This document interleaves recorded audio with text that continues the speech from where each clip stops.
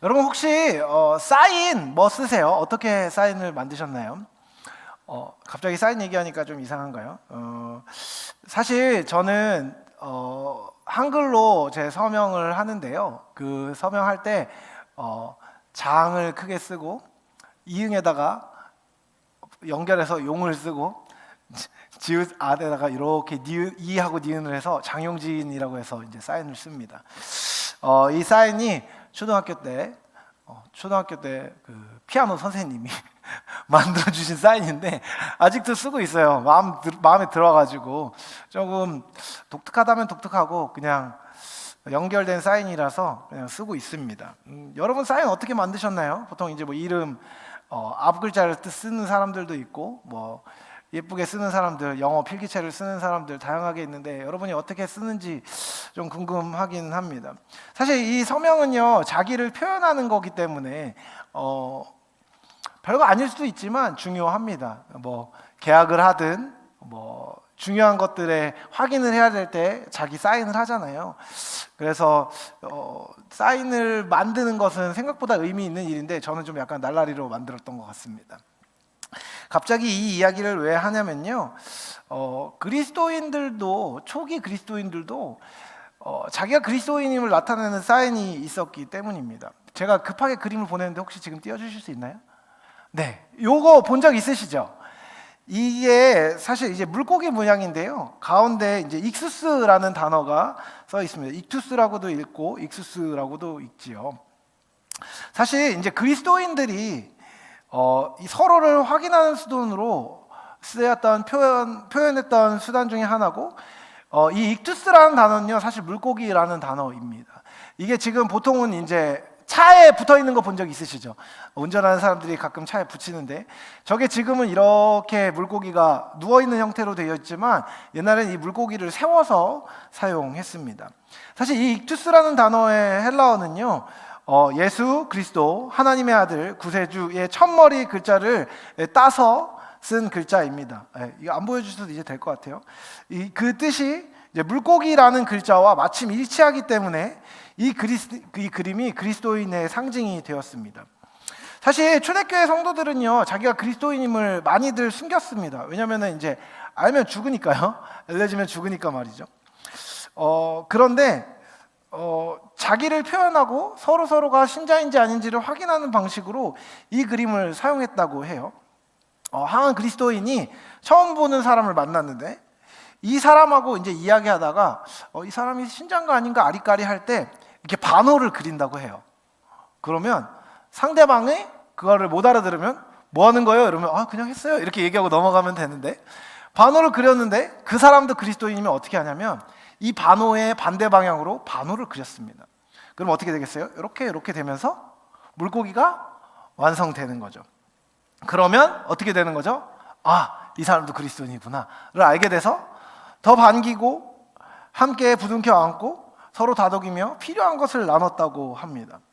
여러분 이 단어가 뭐라고요? 예수 그리스도 하나님의 아들 구세주의 첫 글자를 인용해서 만든 단어라고 했죠. 여러분 이 고백이 완성되는 겁니다. 그러니까 이게 단순히 이렇게 하고가 아니라요. 이 단어를 통하여서 서로가 이렇게 생각하는 사람임을 보여주는 단어였다는 겁니다. 여러분 그 당시에 이 인사가 통했으면요 이제 진짜 예수님을 믿는 사람들이었던 겁니다. 그리고 이 인사가 더 반가웠던 이유가 뭐냐면요 이번 주에 봤던 사람이라고 다음 주에 볼 수 있다는 보장이 그 당시에 없었기 때문입니다. 오늘 반갑게 인사했는데 다음 주에 가보니까 그 사람이 없어지는 경우도 허다했던 것이죠. 그래서 이 인사를 나눈 뒤에 사람들이 천국에서 다시 보자는 말로 서로 격려하며 헤어졌다고 이야기합니다. 이 땅에서 혹시 못 보더라도 우리 천국에서 볼 거니까 그때 다시 기쁨의 교제를 나누십시다 라는 말을 하며 헤어졌다고 합니다. 물고기 상징이 서로를 위로하고 격려하고 확인하는 상징이었던 거죠. 우리도 한번 할까요? 이런 거? 우리 별로 안 좋아하죠? 여러분한테 예수님 어떤 분이십니까? 여러분을 규정하는데 예수님 어떤 분이신지 궁금합니다. 그 관계를 좀 정리해봐야 한다고 생각합니다. 여러분 우리는 다 삶이 다릅니다. 직업도 다르고요. 하는 일도 성별도 나이도 성향도 다릅니다. 그래서 예수님으로 말미암은 삶의 모양은 아마 조금씩 다를 겁니다. 하지만 여러분, 그리스도인이라면요, 같은 믿음, 같은 고백을 해야 합니다. 설교하는 저와 여러분의 반호가 함께 모였으면 좋겠습니다. 그래서 제 고백과 여러분의 고백이 같았으면 좋겠어요. 예수 그리스도가 하나님이시고 하나님의 아들이시며 구세주이심을 함께 고백하는 오늘 예배가 되기를 축복합니다. 오늘 함께 읽은 사도행전 2장은요, 진짜로 유명한 설교입니다. 베드로가 이 설교 한 방 빡 하니까 3,000명이 회심을 했습니다. 이 설교는요, 성령의 충만함을 받은 베드로가 설교를 한 것인데요, 특별히 이때의 설교 본문은요, 구약 성경의 본문들이었습니다. 베드로는 오늘 함께 읽은 본문 29절에서 32절에서 이제 다윗이 했던 고백을 가지고 설교를 하고 있는 것입니다. 특별히 우리가 가진 성경으로는 시편 16편 8절에서 11절을 본문으로 설교한 겁니다. 그러니까 제가 오늘 하는 설교는 설교에 대한 설교라고 이야기할 수 있죠. 여러분, 유대인들에게 제일 중요했던 이스라엘의 왕은 다윗이었습니다. 다윗은 죽어서 장사 지내졌고 그 묘가 예루살렘에 있었습니다. 그런데 여러분, 30절에서 31절을 보면 그 영혼이 음부의 버림을 받지 않고 육신이 썩지 않을 것이라는 약속을 다윗이 받았다고 이야기합니다. 그런데 이 약속은요, 정말 다윗이 받았다면 그가 죽지 않았어야 되는데 다윗이 죽은 걸 보면 다윗이 하나님께 받은 약속이었지만 다윗 당사자를 향한 약속이 아니었다고 베드로는 해석을 합니다. 이것은 다윗의 계보 안에 있는, 왕의 계보 안에 있는, 언약의 계보 안에 있는 누군가 한 사람을 가리키는 것이고, 그것이 바로 나사렛 예수시라고 베드로는 변증하고 있는 것입니다. 그리고 예수님은 메시아이시며 주님이심을 베드로가 밝히고 있습니다. 31절에서 사도행전에서 처음으로 그리스도라는 칭호가 이제 예수님에게 사용됩니다. 예수님은 구약에서 예언되었고 약속된 메시아 주님이신 것이지요. 베드로와 초기 그리스도인들은요, 이 부활에 대해서 예수의 증인들이라고 베드로가 말하고 있습니다. 이 예수를 하나님이 살리신지라 우리가 다 이 일의 증인이로다. 왜 증인이냐면요, 실제로 베드로와 제자들이 예수님이 부활하시고 이 땅에 계시는 기간 동안 예수님을 보았기 때문입니다. 이 시편에 대한 해석 뒤에 예수님께서 약속하신 대로 성령을 보내실 것이라고 이야기합니다. 그리고 그 성령이 우리 안에 있음을 이야기하죠. 그리고 그것 역시 다윗이 말한 것과 일치한다고 베드로는 이야기합니다. 그리고 36절에서 이제 모든 이스라엘의 가문이 확실히 알게 될 사실을 선포합니다. 너희가 십자가에 못 박은 이 예수를 하나님이 주와 그리스도가 되게 하셨느니라. 여러분, 이 말을요, 이스라엘 백성들은 알아들었습니다. 거기에서 설교를 듣고 있었던 사람이 예수님이 주와 그리스도시다라는 말을 알아들은 거예요. 그리고 그 사실을 긍정하자 사람들은 자신이 예수님을 십자가에 못 박은 것이 심각한 일임을 느꼈습니다. 그리고 그것에 대한 책임을 느꼈습니다. 그리고 그때 비로소 회개하며 회심하는 역사가 일어났던 것입니다. 그리고 그들은 예수를 주와 그리스도라고 시인함으로써 구원을 얻고 영원한 생명을 얻고 회심하여 성도가 되었습니다. 그렇다면 여러분, 이제 우리에게 있는 질문입니다. 예수님이 주와 그리스도시다라고 얘기하는 이 의미는 무엇입니까? 여러분, 예수님을 주라고 시인합니다. 그것은 무엇을 의미할까요? 여러분, 주님이라고 부릅니다. 여러분, 주님이라고 누구를 주님이라고 부르시나요? 여러분, 주님을 부르는데 술자리 가면 가끔 그런 얘기해요. 저는 이 주님 말고 다른 주님 섬긴다, 이런 이야기 하시는 분들이 가끔 있는데, 그렇죠? 여러분, 예수를 주로 시인한다는 것은요, 구약 성경의 요엘의 2장 32절을 가지고 이야기하는 겁니다. 누구든지 주의 이름을 부르는 자는 구원을 얻는다라는 말에 대한 해석입니다. 여러분, 주의 이름을 부른다는 것은 무엇입니까? 예수를 주로 부르고 그분을 주로 인정한다는 것을 말합니다. 여러분, 고대 헬라어에서 주는요, 퀴리오스라는 단어를 씁니다. 일반적으로 이 단어는요, 주인, 지배자, 권위를 가진 자를 의미합니다. 구약 성경을 헬라어로 번역한 70인역에서는요, 흥미롭게도 이 주인이라는 단어, 퀴리오스라는 단어는요, 하나님의 이름을 번역한 단어입니다. 히브리어로 하나님의 이름은 야훼, 여호와라고 쓰는데요, 이 이름을 이제 헬라어로 번역할 때 퀴리오스, 즉 주라는 단어로 번역했습니다. 그런 의미에서 여러분, 신약에서 예수님을 주로 부른다는 것은 어떤 의미였을까요? 단순히 존칭이거나 주인님이라는 의미를 넘어서서 예수님이 하나님과 동일한 분이시라는 고백을 했다는 것을 의미합니다. 여러분, 그렇다면 누가 주인을 주인이라고 부를까요? 당연한 얘기지만 주인께 속한 그분과의 주종관계에 있는 사람입니다. 다른 말로 하면 그분을 주로 고백하는 사람은 종이라는 것이지요. 여러분, 이 당시의 종이라는 개념은요, 오늘날의 개념과는 좀 다릅니다. 임금 노동자, 직장인이나 하인하고는 본질적으로 다른 것입니다. 이 종이라고 번역된 단어는요, 둘로스라는 헬라어인데, 이 단어는 엄밀히 말하면 servant, 즉 종이 아니라요, slave입니다. 노예인 것이죠. 노예. 여러분, 노예는 무엇입니까? 여러분, 우리가 일반적으로 알고 있는 노예 이미지는 무엇이죠?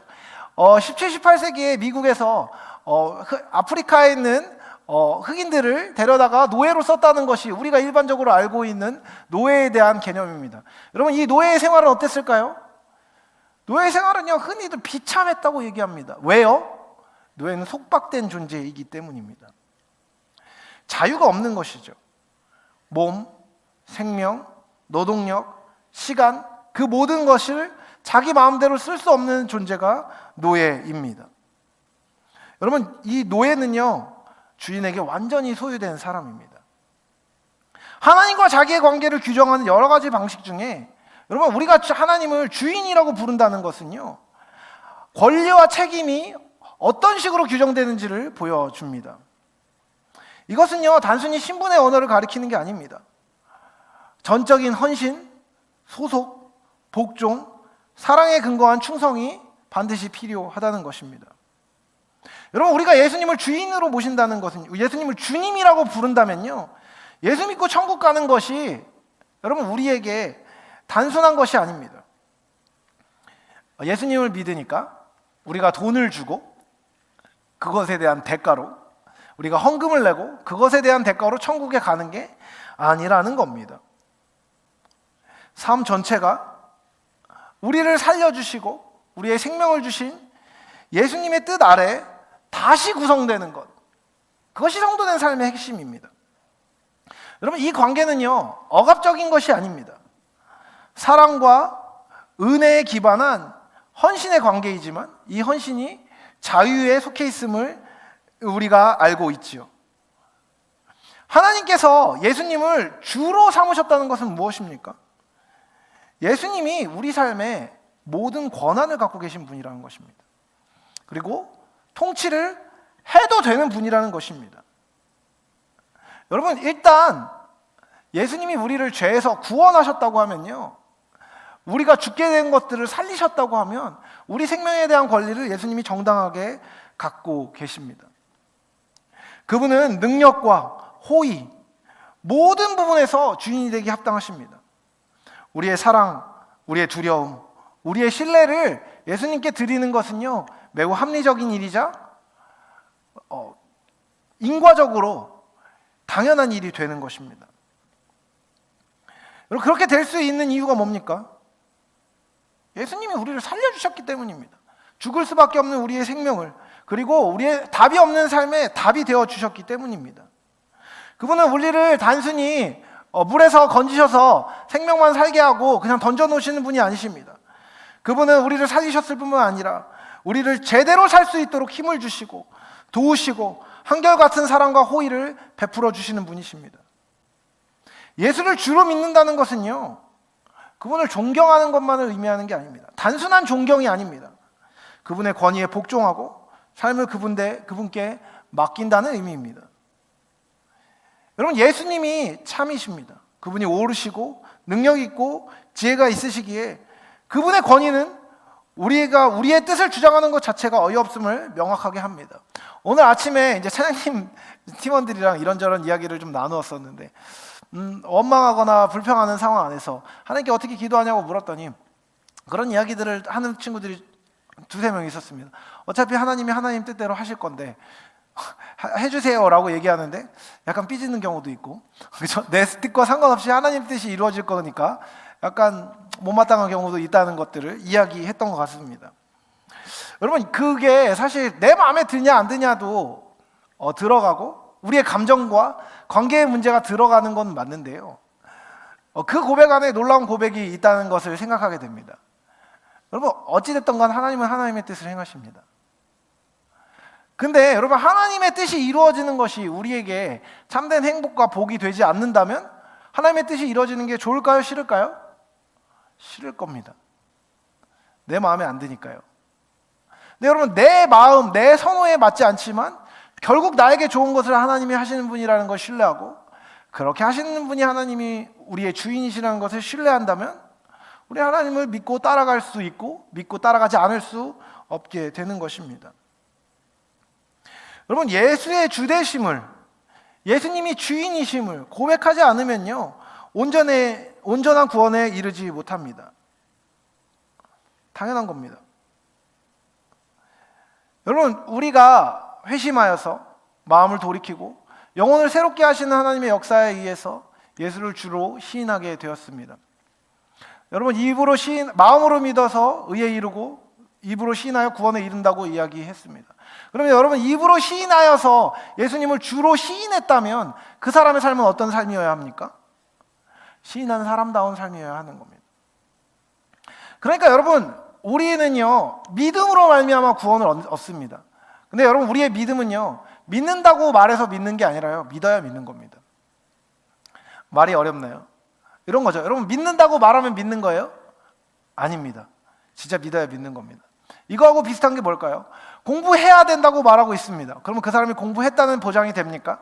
아니요. 공부한다고 말하는 게 공부하는 게 아니라요, 공부를 해야 공부를 하는 겁니다. 운동을 해야겠다고 말합니다. 근데 운동을 해야겠다고 말하면 운동이 자동으로 되나요? 아니요. 어떻게 해야 운동이 되죠? 운동을 해야 운동이 됩니다.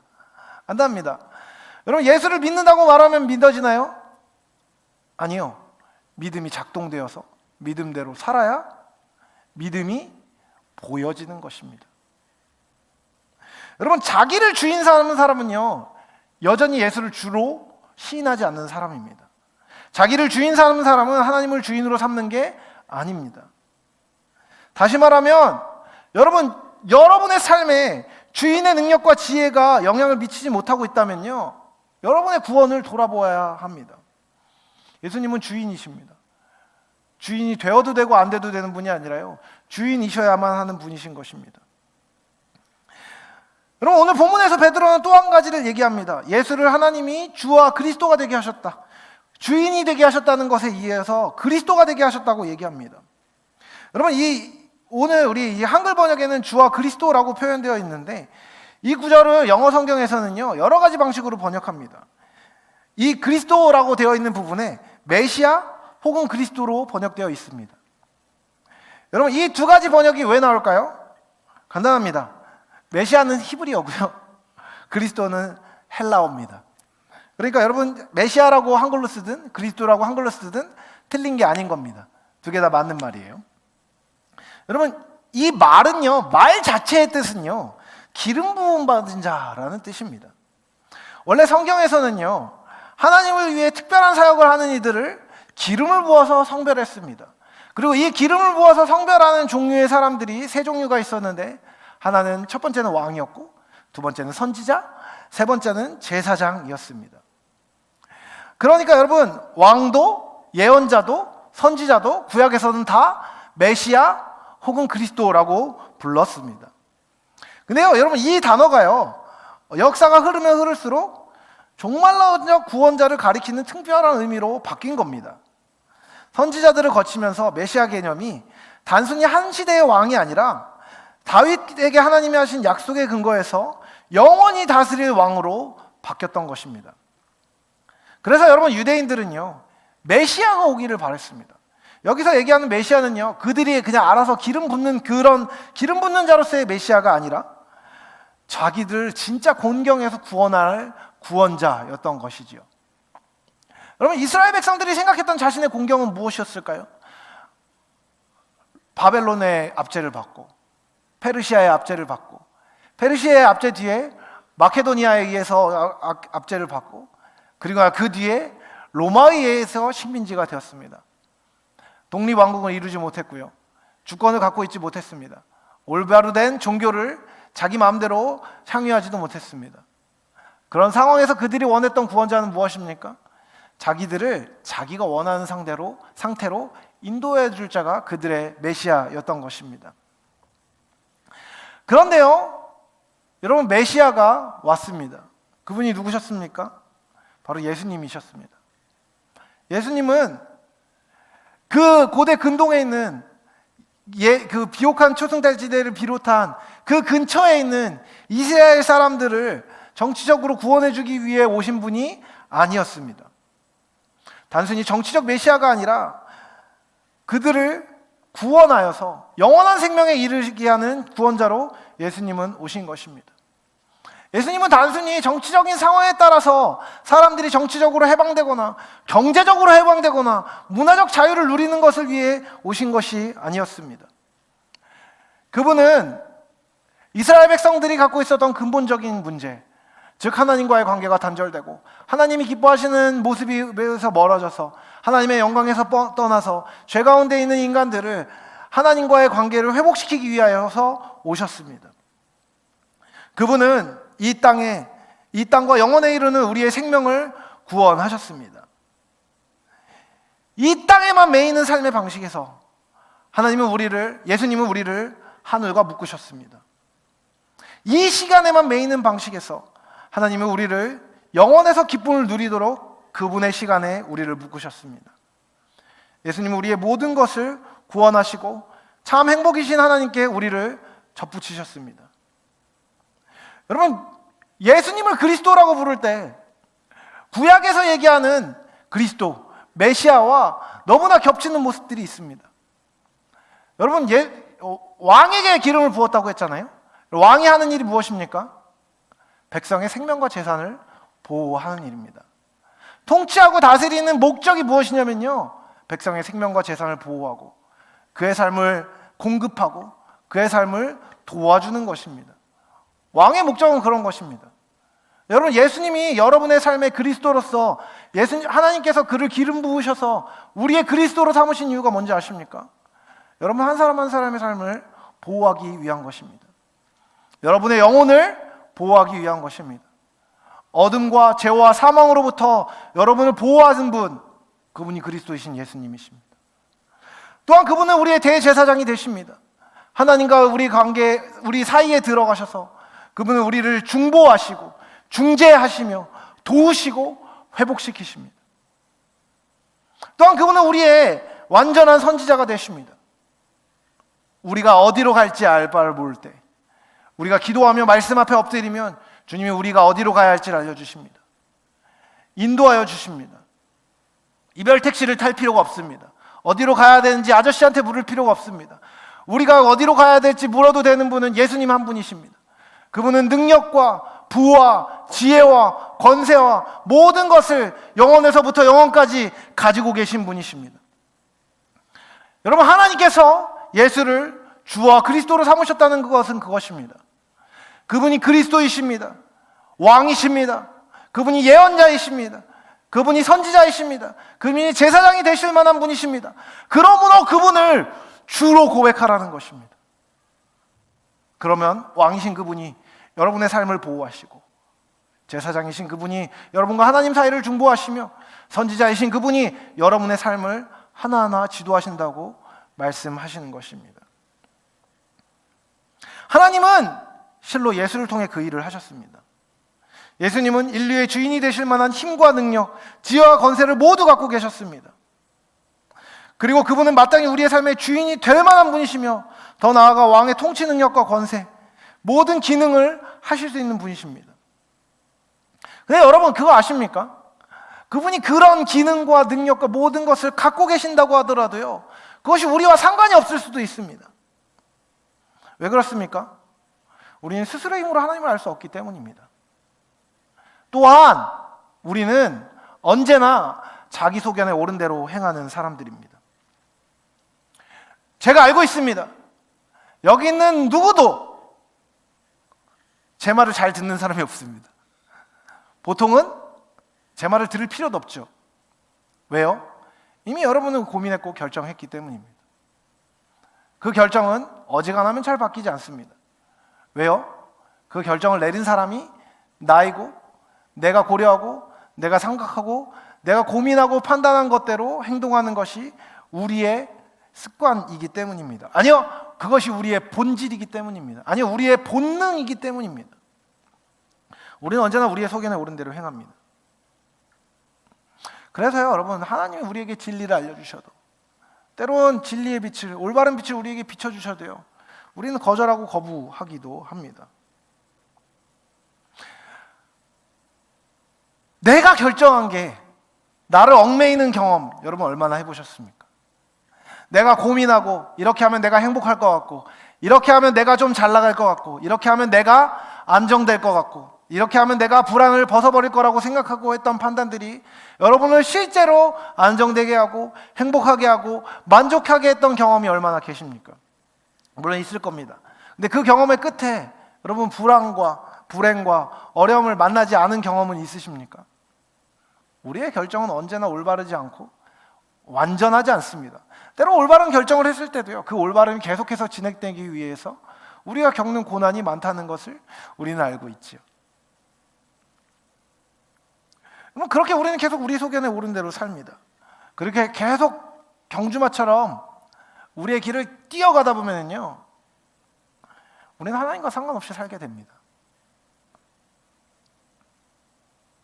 여러분, 그런데 흥미롭게도 하나님은요, 우리를 그렇게 내버려 두는 것을 기뻐하지 않으십니다. 하나님은 그리스도 예수를 통하여, 우리 주 예수 그리스도를 통하여 우리가 하나님과 상관이 있을 수 있는 길을 열어주셨습니다. 십자가를 통해 여러분, 하나님이 보여주신 것은요, 그분이 우리에게 관심이 있다는 것이었습니다. 아니요, 단순히 관심이 있는 정도가 아니라요, 여러분과의 관계를 자신의 목숨을 내어줄 만큼 원한다는 것이었습니다. 여러분의 삶이 온전해지는 것에 대해서 하나님은 목숨을 내어줄 만큼 관심을 기울이고 계시고 목숨을 내어줄 만큼 원하고 계신다고 말씀하십니다. 그 관계의 회복을 하나님 당신이 원하신다고 선언하셨습니다. 여러분, 저는 사실 이 복음을 전하거나 말씀을 전하거나 예수님에 대해서 얘기할 때마다요, 좀 마음이 답답하고 화가 납니다. 여러분, 갑을 관계가 너무 바뀌는 거예요. 여러분, 세상에서는요, 재화를 가진 사람이 갑입니다. 돈을 가진 사람, 능력을 가진 사람, 지식을 가진 사람, 힘을 가진 사람이 갑이에요. 그리고 그 갑이 갖고 있는 재화를, 그것을 갖고 있지 않은 사람들이 얻어내기 위해서 그것을 가진 사람에게 봉사합니다.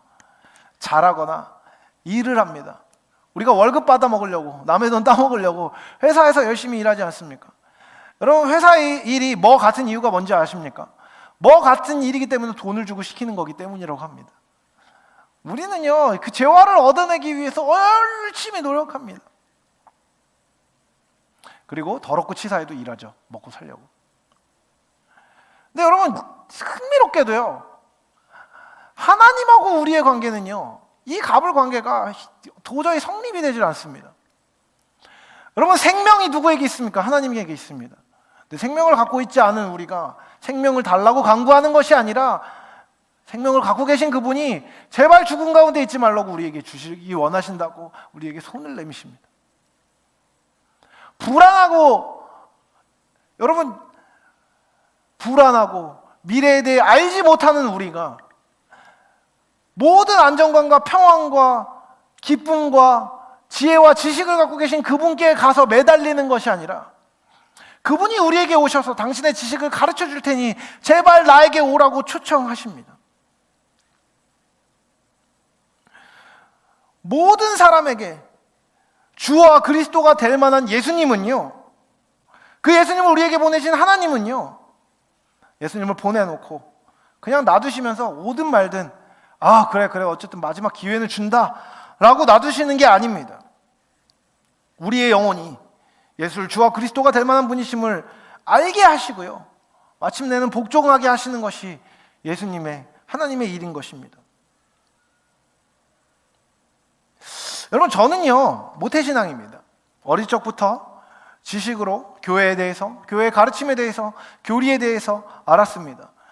저는 아침에 새벽같이 한 7시, 6시에 일어나서 아버지 어머니가 옷을 갈아입히면 초등학교 1, 2학년 때 차에 몸을 싣고 성가대실로 향했습니다. 성가대 연습실에서 어른들이 성가대에서 연습을 하고 노래 열심히 부르고 있으면 전 뒤에 누워서 잠들 자기도 하고 그 노래를 같이 흥얼거리기도 했죠. 그래서 막 메시아도 노래 부르고 뭐 이것저것 그 당시 알지도 못하는 노래들을 많이 불렀습니다. 저에게 기독교는요 신앙이 아니라 문화였습니다. 아니요, 환경 그 자체였습니다. 세계관이기도 했지만요 그냥 문화였습니다. 저는 교회가 좋았습니다. 저는 교회에 있으면서 교회 문화와 환경, 활동들이 마음에 들 만큼 비둘기파였습니다. 저는 환경에 적응을 잘하는 편이거든요. 그래서 아주 즐겁게 거기서 교회 생활을 했습니다. 사람들이 좋았죠. 저는 그 당시에는 지금보다 훨씬 더 많이 이 성향이 발휘된 상황이었기 때문에 굉장히 적극적이고 즐거운 활발한 사람이었습니다. 그러다 보니까 여러분 교회에서 칭찬도 받고 적응도 잘하고 예쁨도 많이 받고 여러 가지들을 많이 했습니다. 저에게 예수님은 좋은 분이었습니다. 언제나 좋은 분이었습니다. 예수님이 좋은 분이라는 노래를 너무 많이 불렀습니다. 그런데 여러분, 저는 학창 시절에 사춘기도 별로 세게 안 보냈던 것 같습니다. 그냥 학교에서 적당히 즐거운 삶을 살았죠. 저에게 갑작스러운 위기와 어려움, 삶을 살 수 없을 만한 위기가 찾아와서 예수를 믿게 된 건 아니었습니다. 그런데 어느 순간 내가 예수를 믿는 게 진짜 맞나라는 고민을 하게 되었습니다. 수많은 사람들이 예수를 믿는다고 얘기하는데, 교회를 다닌다고 얘기하는데 생각보다 예수님을 따라가는 삶, 예수를 닮는 삶을 살지 않는 것을 보면서 그 삶을 진짜 사는 게 맞는지 고민하게 되었던 겁니다. 여러분이 갖는 고민하고도 비슷한 고민 아닐까요? 교회 안에 예수님을 믿는다고 말은 하는데 예수님 안 닮는 사람들이 너무 많은 겁니다. 청년부 안에서도 그런 고민이 들지 않으십니까? 리더인데, 목사인데, 임원인데 예수를 충분히 닮지 않은 모습인 것 같아 보이는 모습들이 보이면 의문을 품게 될 수 있지요. 그러던 와중에 저는 어느 순간 하나님이 어떤 분이신지를 알게 되었습니다.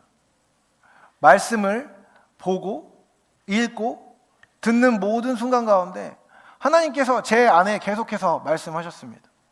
치열하게 제 안에 부딪히기 시작했죠. 내 삶의 가치와 하나님이 가르치시는 이 가치, 내가 원하는 것과 하나님이 원하시는 이 가치가 언제나 치열하게 부딪힌다는 것을 알게 되었습니다.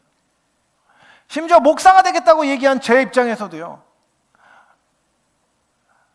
큰 사람이 되는 것, 큰 성취를 갖는 것, 내가 원하는 방식으로 잘난 사람이 되어 다른 사람을 굽어보는 삶의 모양을 갖고 싶었습니다. 그리고 그게 하나님의 영광을 위한 것이라고 착각하면서 열심히 사역했습니다. 근데 그러던 와중에 알게 된 게 뭔지 아십니까? 하나님을 내 마음대로 섬기는 모양이었습니다. 예수를 내 마음대로 담는 것이죠. 예수님이 말씀하시고 예수님이 가르치시고 예수님이 가라고 하는 방식이 아니라요, 예수님의 가르침을 내가 원하는 방식으로, 예수님이 지도하시는 방법을 내 마음대로 편집하고 왜곡하는 스스로의 모습을 바라보게 되었습니다. 그러던 와중에 여러 가지 삶의 내용들을 겪게 되었습니다. 삶의 의미를 잃고 방황하거나 최악의 어려움을 겪었던 적도 있고요. 커다란 성취를 얻었던 적도 있습니다. 근데 여러분, 의미를 잃고 방황하고 최악의 어려움을 겪을 때는요, 제가 힘이 없는 존재라는 것을 알았고요. 커다란 성취를 거둬서 내가 뭐라도 된 것 같은 느낌을 받았을 때, 이게 내 힘으로 한 게 아니라는 것을 깨닫게 되면 공허함이 밀려왔습니다. 내가 성취를 한 것조차 오롯이 내 힘과 내 노력을 한 게 아니라는 객관적인 데이터들이 제 앞에 들이밀어졌을 때 저는 무력해질 수밖에 없었습니다. 잘하는 것, 탁월함, 소유함, 그것은 그 자체로 나의 것이 아니고 나에게 의미를 가져줄 수 없다는 것을 알게 되었을 때, 그때마다 하나님은 계속해서 저를 찾아오셨습니다. 그리고 하나님의 사랑과 능력을 저로 진짜 알게 하셨습니다. 말씀에 있는 내용들을 알게 하시고, 하나님을 만족으로 사는 삶을 살라고 말씀하실 때 한 걸음 한 걸음 순종하며 나아가다 보니 그 순종의 삶이 진짜 기쁨이고, 그 순종의 삶이 진짜 만족이고, 그 순종의 삶이 진짜 평안임을 하나님은 알게 하셨습니다. 예수님을 저 멀리 두고 교회에서 목사님이 말해주는 어떤 사람으로 두는 정도가 아니라 진짜 내 삶의 주, 진짜 내 삶의 그리스도로 모실 때 그분이 저의 완전한 만족이 되셨던 것이죠. 제가 궁금한 건 그겁니다. 여러분은 예수님을 주와 그리스도로 정말 모시고 살고 계십니까? 예, 그렇습니다. 그러니까 제가 리더도 하고 임원도 하고 뭐도 하지요. 그런 얘기를 할지도 모르겠습니다. 여러분, 근데요, 그거 말고요, 예수님이 여러분에게 말씀하신다면 여러분 그분을 신뢰하고 두려워함으로 그분에게 순종할 수 있으시겠습니까? 그분이 왕이시라고 얘기하면 그분의 통치에 여러분 따를 수 있겠습니까? 그분이 제사장이라고 얘기한다면 그분이 말씀하시는 여러분 삶 안에 있는 죄를 회복하고 회개하고 돌이켜서 새롭게 할 수 있으시겠습니까? 그분이 여러분의 삶의 선지자로 오셔서 여러분을 지도하신다면 여러분 그 지도에 따를 수 있으시겠습니까? 여러분, 하나님이 예수를 주와 그리스도로 삼으셨다는 것은요, 예수님이 그럴 수 있는 분, 그래야 하는 분, 그러기 원하는 분이시라는 의미입니다. 말씀을 마무리하려고 합니다. 여러분, 하나님이 끝없이 우리에게 행하고 있는 내용이 뭔지 아십니까? 요즘 단어로 연애에서 플러팅하는 거랑 비슷하다고 생각하면 됩니다. 물론 플러팅은 흘리다 뭐 이런 뜻인데요. 여러분, 하나님은요, 예수님을 우리에게 주셨습니다. 예수님이 오셨을 때 우리가 예수님을 대하는 방식은요, 유대인들이 했던 방식과 크게 다르지 않습니다. 우리는 예수님을 외면합니다. 예수님의 가르침을 뒤로 밀어둡니다. 예수님이 말씀하시면 듣는 척하지만 듣지 않습니다. 네, 알겠습니다. 그 말이 맞지요 라고 이야기합니다. 그리고 계속해서 밀어두지요. 여러분, 그렇게 밀어두면 어떻게 되는지 아십니까? 여러분의 삶이 참된 행복, 참된 만족, 참된 안정과 계속해서 멀어집니다. 하나님은 예수를 주와 그리스도로 삼아 우리의 삶에 참된 행복을 주기 위하여서 여러분을 계속해서 초청하고 계십니다. 여러분의 삶이 시궁창 같을지도 모르겠습니다. 지금 그 어느 때보다 어려울지도 모르겠습니다. 아니, 어느 때는 그 어느 때보다 잘 나갈지도 모르겠습니다. 그런데 그럼 여러분, 상관없습니다. 여러분이 고점에 있든 저점에 있든 여러분에게 필요한 것은 예수를 주와 그리스도로 삼아 그분께 순종하고 그분께 귀 기울이는 것입니다. 예수님을 주님이라고 부르십시오. 예수님을 그리스도라고 부르십시오. 그리고 그 부름에 맞게 살아가십시오. 그 삶이 여러분을 참된 만족과 안정, 행복과 안식으로 인도해 줄 겁니다. 함께 예수를 주와 그리스도로 고백하며 참된 만족을 누리는 저 여러분이 되실 수 있길 사랑하는 주님의 이름으로 축복합니다.